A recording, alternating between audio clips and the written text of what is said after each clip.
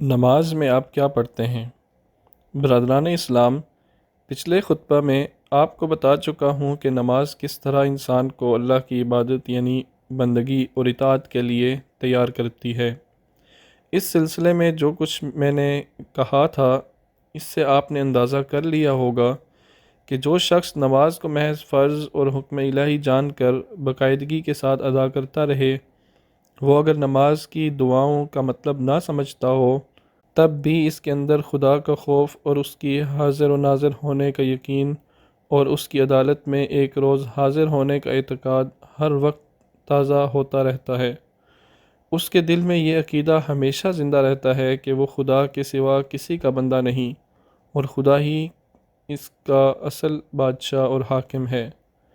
اس کے اندر فرض شناسی کی عادت اور خدا کے احکام بجا لانے کے لیے مستعدی پیدا ہوتی ہے۔ اس میں وہ صفات خود بخود پیدا ہونے لگتی ہیں جو انسان کی ساری زندگی کو خدا کی بندگی اور عبادت بنا دینے کے لیے ضروری ہیں۔ اب میں آپ کو یہ بتانا چاہتا ہوں کہ اگر انسان اسی نماز کو سمجھ کر ادا کرے اور نماز پڑھتے وقت یہ بھی جانتا رہے کہ وہ کیا پڑھ رہا ہے، تو اس کے خیالات اور اس کی عادات اور خصائل پر کتنا زبردست اثر پڑے گا، اس کے ایمان کی قوت کس قدر بڑھتی چلی جائے گی اور اس کی زندگی کا رنگ کیسا پلٹ جائے گا۔ سب سے پہلے اذان کو لیجئے۔ دن میں 5 وقت آپ کو یہ کہہ کر پکارا جاتا ہے: اللہ اکبر، اللہ اکبر، خدا سب سے بڑا ہے، خدا سب سے بڑا ہے۔ اشہد ان لا الہ الا اللہ، میں گواہی دیتا ہوں کہ خدا کے سوا کوئی معبود نہیں، کوئی بندگی کا حقدار نہیں۔ اشہد ان محمد الرسول اللہ، میں گواہی دیتا ہوں کہ محمد صلی اللہ علیہ وسلم اللہ کے رسول ہیں۔ حی علی الصلاۃ، آؤ نماز کے لیے۔ حی علی الفلاح، آؤ اس کام کے لیے جس میں فلاح ہے۔ اللہ اکبر، اللہ اکبر، اللہ سب سے بڑا ہے، اللہ سب سے بڑا ہے۔ لا الہ الا اللہ، اللہ کے سوا کوئی معبود نہیں۔ دیکھو یہ کیسی زبردست پکار ہے۔ ہر روز 5 مرتبہ یہ آواز کس طرح تمہیں یاد دلاتی ہے کہ زمین میں جتنے بڑے خدائی کے دعوے دار نظر آتے ہیں وہ سب جھوٹے ہیں۔ زمین و آسمان میں ایک ہی ہستی ہے جس کے لیے بڑائی ہے اور وہی عبادت کے لائق ہے۔ آؤ اس کی عبادت کرو۔ اسی کی عبادت میں تمہارے لیے دنیا اور آخرت کی بھلائی ہے۔ کون ہے جو اس آواز کو سن کر ہل نہ جائے گا؟ کیوں کر ممکن ہے کہ جس کے دل میں ایمان ہو وہ اتنی بڑی گواہی اور ایسی زبردست پکار سن کر اپنی جگہ بیٹھا رہے اور اپنے مالک کے آگے سر جھکانے کے لیے دوڑ نہ پڑے۔ اس آواز کو سن کر تم اٹھتے ہو اور سب سے پہلے اپنا جائزہ لے کر دیکھتے ہو کہ میں پاک ہوں یا ناپاک، میرے کپڑے پاک ہیں یا نہیں، مجھے وضو ہے یا نہیں۔ گویا تمہیں اس بات کا احساس ہے کہ بادشاہ دو عالم کی دربار میں حاضری کا معاملہ دنیا کے دوسرے سب معاملات سے مختلف ہے۔ دوسرے کام تو ہر حال میں کیے جا سکتے ہیں، مگر یہاں جسم اور لباس کی پاکی اور اس کی پاکی پر مزید طہارت یعنی وضو کے بغیر حاضری دینا سخت بے ادبی ہے۔ اس احساس کے ساتھ تم پہلے اپنے پاک ہونے کا اطمینان کرتے ہو اور پھر وضو شروع کر دیتے ہو۔ اس وضو کے دوران میں اگر تم اپنے آزاد ہونے کے ساتھ ساتھ اللہ کا ذکر کرتے رہو اور فارغ ہو کر وہ دعا پڑھو جو رسول اللہ صلی اللہ علیہ وسلم نے سکھائی ہے، تو محض تمہارے اعضاء ہی نہ دھلیں گے بلکہ ساتھ ساتھ تمہارا دل بھی دھل جائے گا۔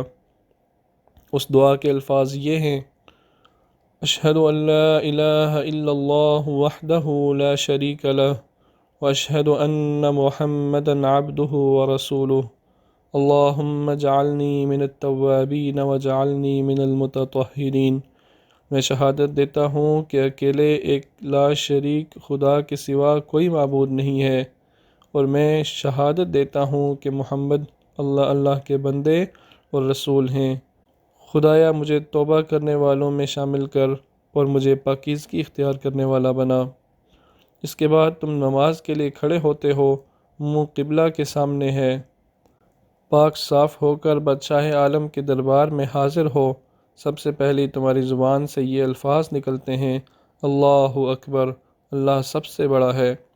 اس زبردست حقیقت کا اقرار کرتے ہوئے تم کانوں تک ہاتھ اٹھاتے ہو، گویا دنیا و ما فیہا سے دستبردار ہو رہے ہو، پھر ہاتھ باندھ لیتے ہو، گویا اب تم بالکل اپنے بادشاہ کے سامنے باادب دست بستہ کھڑے ہو۔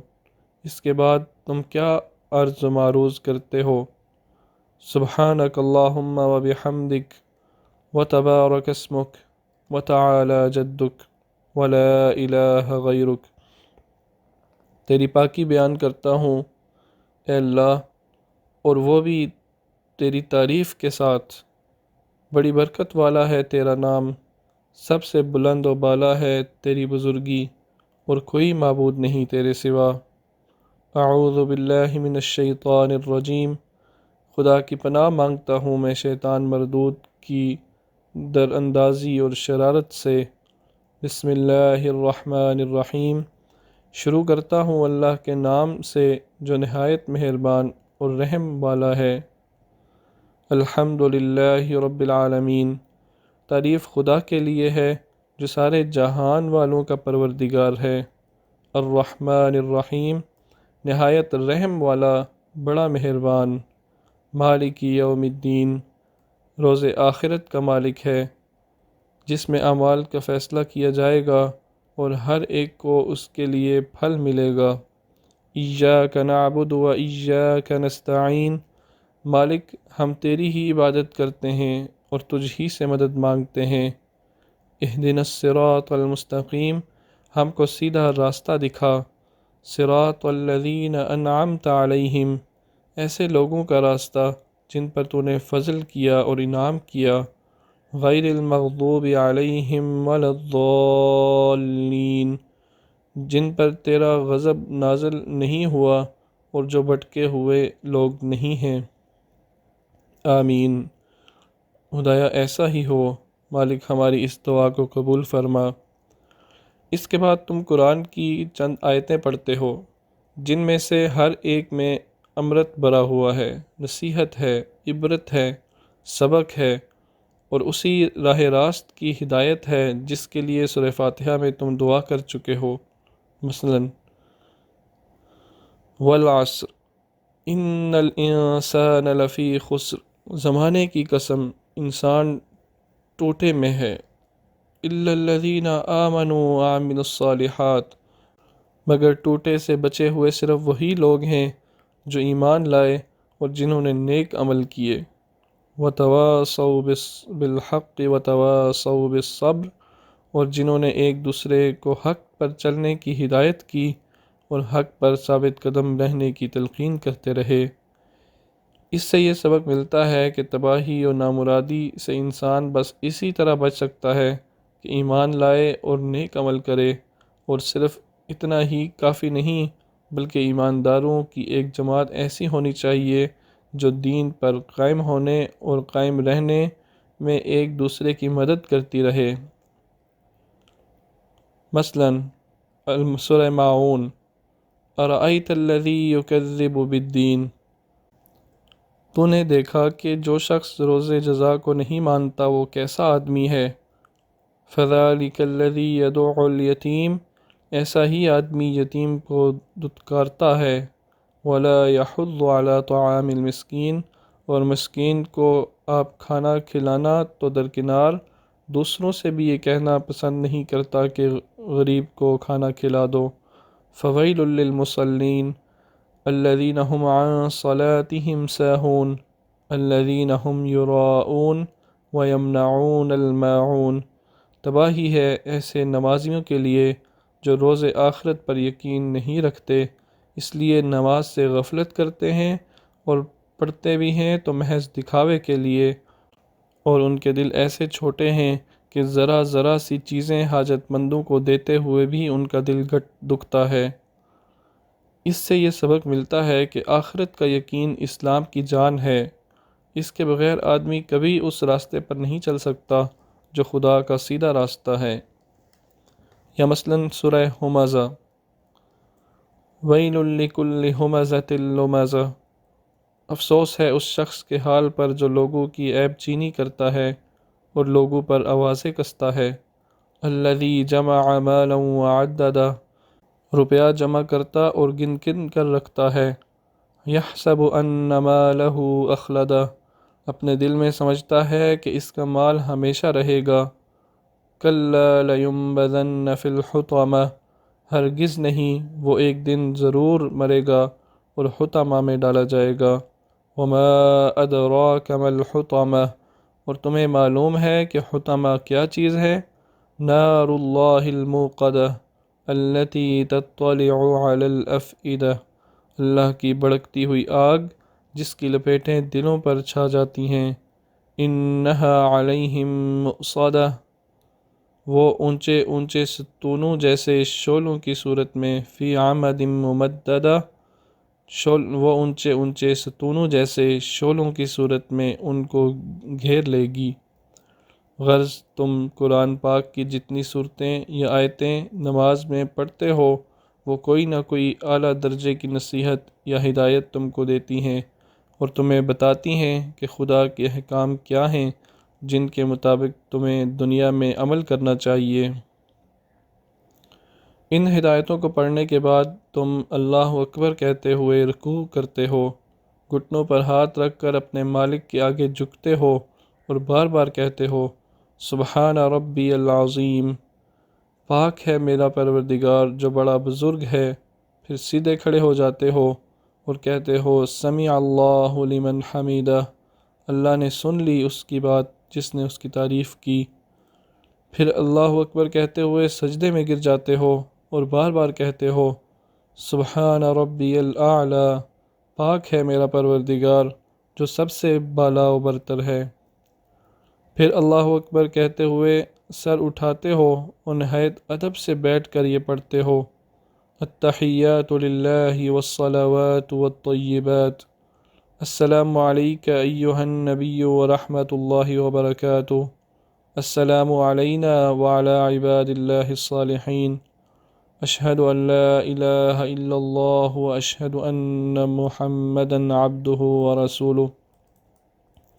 ہماری سلامیاں، ہماری نوازیں اور ساری پاکیزہ باتیں اللہ کے لیے ہیں۔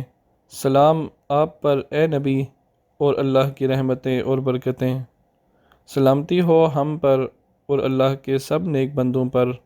میں گواہی دیتا ہوں کہ اللہ کے سوا کوئی معبود نہیں، اور میں گواہی دیتا ہوں کہ محمد اللہ کے بندے اور رسول ہیں۔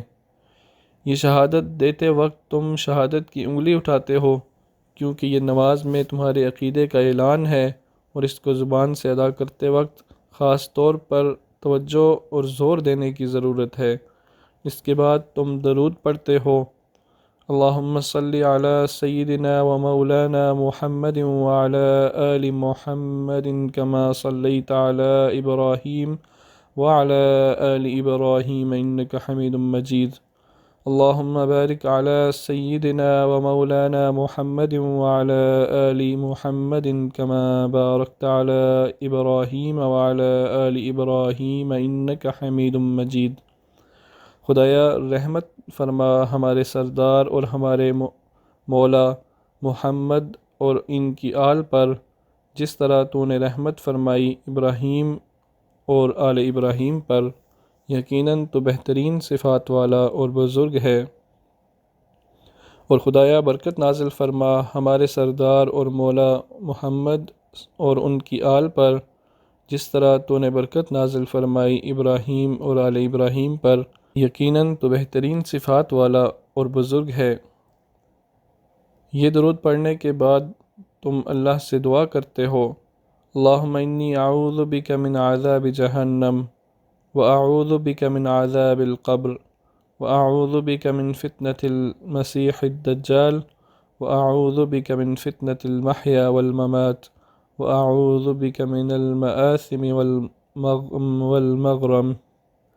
خدایا میں تیری پناہ مانگتا ہوں جہنم کے عذاب سے، اور تیری پناہ مانگتا ہوں قبر کے عذاب سے، اور تیری پناہ مانگتا ہوں اس گمراہ کرنے والے دجال کے فتنے سے، جو زمین میں چھا جانے والا ہے، اور تیری پناہ مانگتا ہوں زندگی اور موت کے فتنے سے۔ خدایا میں تیری پناہ مانگتا ہوں برے اعمال کی ذمہ داری اور قرضداری سے۔ یہ دعا پڑھنے کے بعد تمہاری نماز پوری ہو گئی۔ اب تم مالک کے دربار سے واپس ہوتے ہو، اور واپس ہو کر پہلا کام کیا کرتے ہو؟ یہ کہ دائیں اور بائیں مڑ کر تمہیں حاضرین اور نماز کی ہر چیز کے لیے سلامتی اور رحمت کی دعا کرتے ہو۔ السلام علیکم ورحمۃ اللہ۔ گویا یہ بشارت ہے جو خدا کے دربار سے پلٹتے ہوئے تم دنیا کے لیے لائے ہو۔ یہ ہے وہ نماز جو تم صبح اٹھ کر دنیا کے کام کاج شروع کرنے سے پہلے پڑھتے ہو، پھر چند گھنٹے کام کاج میں مشغول رہنے کے بعد دوپہر کو خدا کے دربار میں حاضر ہو کر دوبارہ یہی نماز پڑھتے ہو، پھر چند گھنٹوں کے بعد تیسرے پہر کو یہی نماز پڑھتے ہو، پھر چند گھنٹے مشغول رہنے کے بعد شام کو اسی نماز کا ادا کرتے ہو، پھر دنیا کے کاموں سے فارغ ہو کر سونے سے پہلے آخری مرتبہ اپنے مالک کے سامنے جاتے ہو۔ اس آخری نماز کا خاتمہ وتر پر ہوتا ہے، جہاں کی تیسری رکعت میں تم ایک عظیم الشان اقرار نامہ اپنے مالک کے سامنے پیش کرتے ہو۔ یہ دعائے قنوت ہے۔ قنوت کے معنی ہے خدا کے آگے ذلت اور انکساری، اطاعت و بندگی کا اقرار۔ یہ اقرار تم کن الفاظ میں کرتے ہو؟ ذرا غور سے سنو۔ اللہم انا نستعینک ونستہدیک ونستغفرک ونؤمن بک ونتوکل علیک ونثنی علیک الخیر کلہ ونشکرک ولا نکفرک ونخلع ونترک من یفجرک۔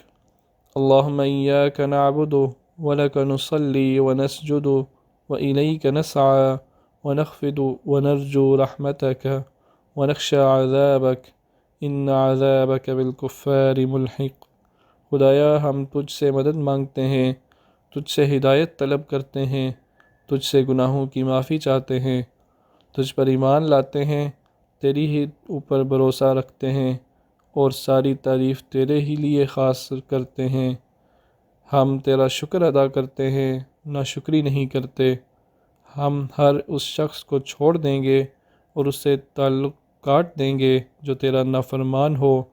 خدایا ہم تیری ہی بندگی کرتے ہیں اور تیری ہی لیے نماز اور سجدے کرتے ہیں، اور ہماری ساری کوششیں اور ساری دوڑ دھوپ تیرے ہی خوشنودی کے لیے ہے۔ ہم تیری رحمت کے امیدوار ہیں اور تیرے عذاب سے ڈرتے ہیں۔ یقیناً تیرا سخت عذاب ایسے لوگوں پر پڑے گا جو کافر ہیں۔ برادران اسلام، غور کرو، جو شخص دن میں 5 مرتبہ اذان کی آواز سنتا ہو اور سمجھتا ہو کہ کسی بڑی چیز کی شہادت دی جا رہی ہے اور کیسے زبردست بادشاہ کے حضور میں بلایا جا رہا ہے، اور جو شخص ہر مرتبہ اس پکار کو سن کر اپنے سارے کام کاج چھوڑ دے اور اس ذات پاک کی طرف دوڑے جسے وہ اپنا اور تمام کائنات کا مالک جانتا ہے، اور جو شخص ہر نماز سے پہلے اپنے جسم اور دل کو وضو سے پاک کرے، اور جو شخص کئی بار نماز میں وہ ساری باتیں سمجھ بوجھ کر ادا کرے جو ابھی آپ کے سامنے میں نے بیان کی ہیں، کیوں کر ممکن ہے کہ اس کے دل میں خدا کا خوف پیدا نہ ہو، اس کو خدا کے احکام کی خلاف ورزی کرتے ہوئے شرم نہ آئے، اس کی روح گناہوں اور بدکاریوں کے سیاہ دبے لے کر بار بار خدا کے سامنے جاتے ہوئے لرز نہ اٹھے۔ کس طرح ممکن ہے کہ آدمی نماز میں خدا کی بندگی کا اقرار کرے، اس کی اطاعت کا اقرار کرے، اس کے مالک یوم الدین ہونے کا اقرار کر کے جب اپنے کام کاج کی طرف واپس آئے تو جھوٹ بولے، بے ایمانی کرے، لوگوں کے حق مارے، رشوت کھائے اور کھلائے، سود کھائے اور کھلائے، خدا کے بندوں کو آزار پہنچائے، فحش اور بے حیائی اور بدکاری کرے، اور پھر ان سب اعمال کا بوجھ لاد کر دوبارہ خدا کے سامنے حاضر ہونے اور انہی سب باتوں کا اقرار کرنے کی جرت کر سکے۔ ہاں، یہ کیسے ممکن ہے کہ تم جان بوجھ کر خدا سے 36 مرتبہ اقرار کرو کہ ہم تیری ہی بندگی کرتے ہیں اور تجھ ہی سے مدد مانگتے ہیں، اور پھر خدا کے سوا دوسروں کی بندگی کرو اور دوسروں کے آگے مدد کے لیے ہاتھ پھیلاؤ۔ ایک بار تم اقرار کر کے خلاف ورزی کرو گے تو دوسری مرتبہ خدا کے دربار میں جاتے ہوئے تمہارا ضمیر ملامت کرے گا اور شرمندگی پیدا ہوگی۔ دوسری بار خلاف ورزی کرو گے تو اور زیادہ شرم آئے گی اور زیادہ دل اندر سے ملامت کرے گا۔ تمام عمر یہ کیسے ہو سکتا ہے کہ روزانہ 5 مرتبہ نماز پڑھو اور پھر بھی تمہارے اعمال درست نہ ہوں، تمہارے اخلاق کی اصلاح نہ ہو اور تمہاری زندگی کی کایا نہ پلٹے۔